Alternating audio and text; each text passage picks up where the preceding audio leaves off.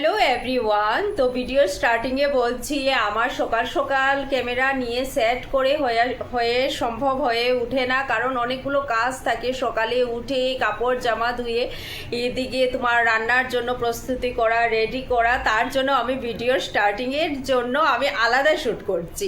তো আজকের ভিডিওতে আমি কি কি করছি কি না করছি সব কিছু শেয়ার করেছি, তো চলো দেখতে থাকো। দুপুরের জন্য সব কিছু নিয়ে বসে গেলাম। তো আলু দেখছো, আলু যখন কাটছি তাহলে আমার হাজব্যান্ড পাঁঠার মাংস নিয়ে আসলো। পাঁঠার মাংস আনা মানেই সঙ্গে আয়োজন রেডি করা, আলু কাটা আর সঙ্গে পেঁয়াজ রসুন সব কিছু এক এক করে আমি কেটে নিলাম। আর গরম তো মানে প্রচণ্ড পরিমাণে বলার মতো ছিল না। এইদিকে মাংস ভালো করে আগে ধুয়ে রেডি করে নিয়েছি, সেখানেই আমি তেজপাতা আর পেঁয়াজ কুচি করে দিয়ে দিয়েছি। আমি গ্রাইন্ড করে কিন্তু মাংসের মধ্যে মানে পেঁয়াজটা দিলে আমার থকথকা মানে কারিটা মনে হয়, যার দরুন আমি পেঁয়াজ কুচি করেই দিয়ে দিই। তো আমি সব মশলা দিয়ে এদিকে আমি কুকারেই কিন্তু মাংসটা করব, সব মশলা দিয়ে সেখানে আদা রসুন পেস্ট সব কিছু দিয়ে কাঁচা খালি শুধু পেঁয়াজটা কিন্তু আমি কুচি কুচি দিয়েছি, দিয়ে এদিকে কুকারে বসিয়ে দিলাম। কারণ বিকালে আমার মেয়ের টিউশন আছে, বিকাল বলতে কি দুপুর 2:30 থেকেই। তো আমি খুব তাড়াহুড়া করে এদিকে রান্না সারলাম। আর কারণ কুকারে করলে তাড়াতাড়ি হবে, আরও পাঁঠার মাংস টাইম তো লাগেই। এদিকে আমি আলু দিয়ে দিলাম, আলু কিন্তু আলাদা করে আমি সাতলাইনি, আমি এখানে কুকারেই দিয়ে দিয়েছি। তারপর খুব ভালো মাংস রেডি করে নিচ্ছি। আমি কিন্তু পাঁঠার মাংসে রসুন খুব বেশি ভালোবাসি, আর সব কিছু নিয়ে যখন মাখছি সর্ষার তেল দিয়ে, তখন আমি মানে বলছি যে একটা গোটা রসুন দিলে কিন্তু দারুণই মানে জমে যায় একদম মাংসতে গোটা পিসও ভালো ছিল মাংসের। আমি মাংস মাখাটা একটু দেখালাম, আর এদিকে আমি কুকারে বারবার খুলে একটু মানে ভালো করে সাতলাচ্ছিলাম। খুলে না, অ্যাকচুয়ালি তখনও আমি কুকার বসাইনি, কিন্তু একটু টাইম নিয়ে আর একটু সামান্য পরিমাণ জলও দিয়েছি, না হলে কুকারে যখন হুইসেল দিবে তখন একদম লেগেই যাবে। এদিকে কথা বলছি, রৌদ্রটা কিন্তু প্রচণ্ডই ছিল, আর কিন্তু থাকলেও পূজার যে ভাবটা কিন্তু আসছিল। পূজার সময় শরৎকালের রৌদ্রটা কিন্তু ফিল হচ্ছিল। জানি না এখন তোমাদের এটা ফিল হয় কি না। আমার কিন্তু প্রায়শই সকালে উঠলেই আমার এটাই ফিল হচ্ছে যে শরৎকালের রৌদ্র মানে দুর্গাপূজা তো এসেই গেল। আমাদের বাঙালিদের এই পূজার অপেক্ষা সারা বছর করা, আর ছাড়া কিছু নেই। মানে সত্যি মা আসছে, এটা যেন আকাশে বাতাসে পাতায় সব কিছু মানে পুরা ওয়েদারেই বোঝা যায়। এদিকে দেখো আমার মাংস হুইসেল দিচ্ছে, মানে প্রায় হয়েই গেছে। তো বলতেছিলাম সব কিছুতেই বোঝা যায় পূজা এসেই গেল।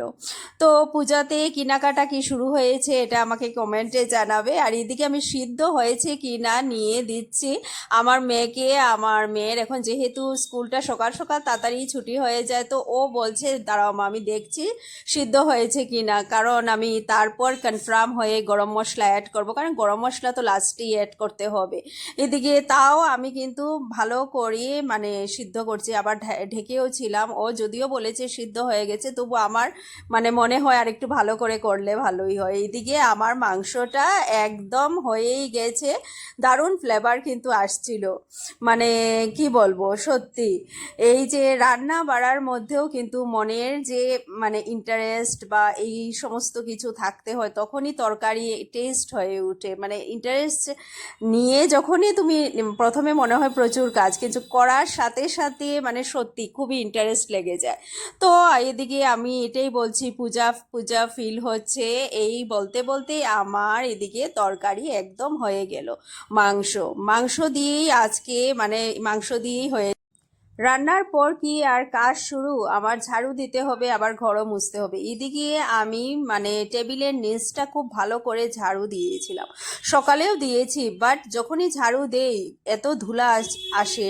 রাস্তার উপরে আমাদের ঘর, যার দরুন ভয়েস ওভারের সময় অনেক সময় গাড়ির সাউন্ডও পাবে, একটু ইগনোর করে নিও।